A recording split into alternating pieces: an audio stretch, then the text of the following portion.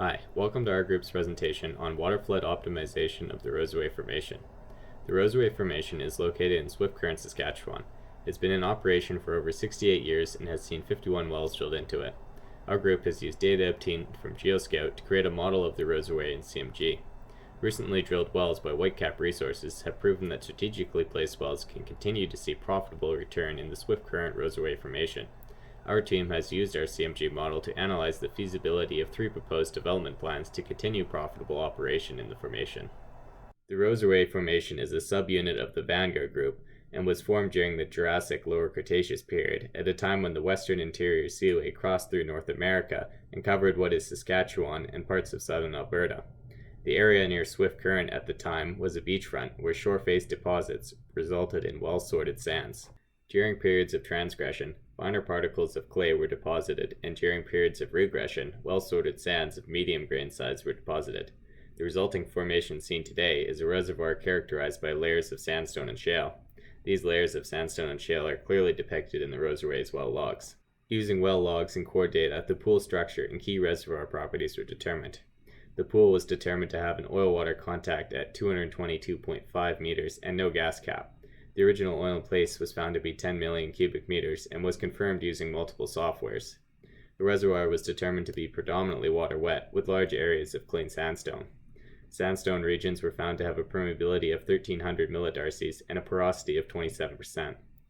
The initial pool pressure was recorded at 9,060 kPa, and the bubble point pressure was determined to be 8,900 kPa using the standing correlations.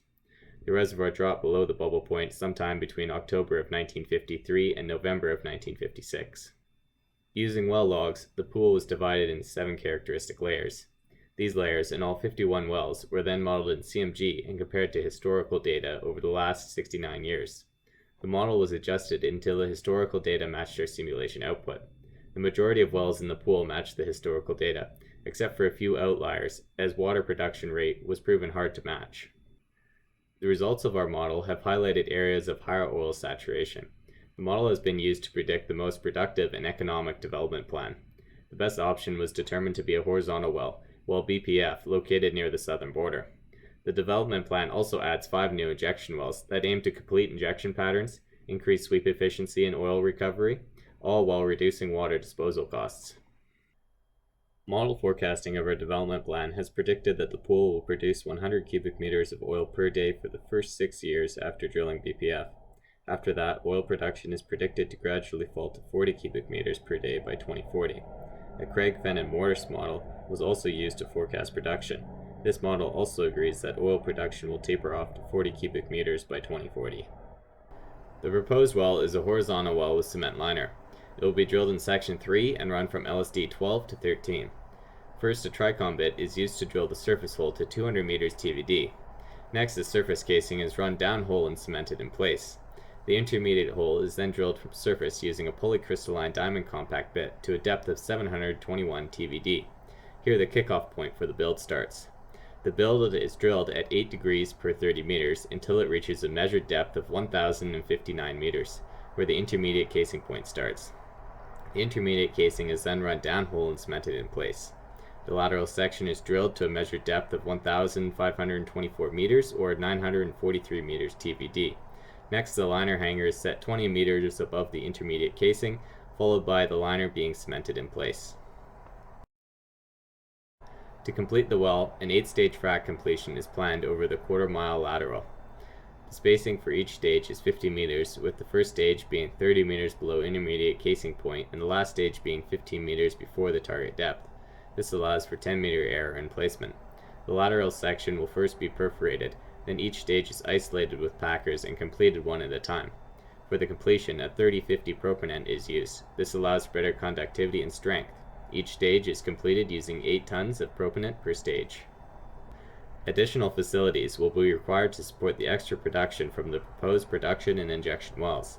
The maximum production rate of BPF and proposed injection wells was added to the current production and injection rates to determine the number of additional pumps and vessels needed.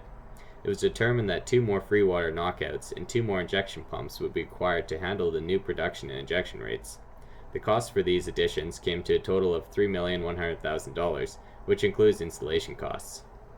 The development plan is predicted to cost $4,400,000 with a payout period of 38 months.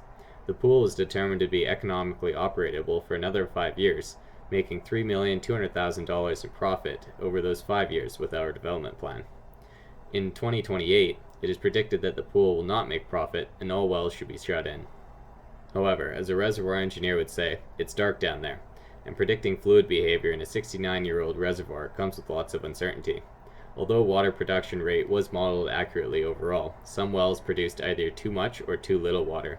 This questions the accuracy of our predicted water saturations throughout the pool, and further sensitivity analysis should be taken to evaluate the risk of our development plan.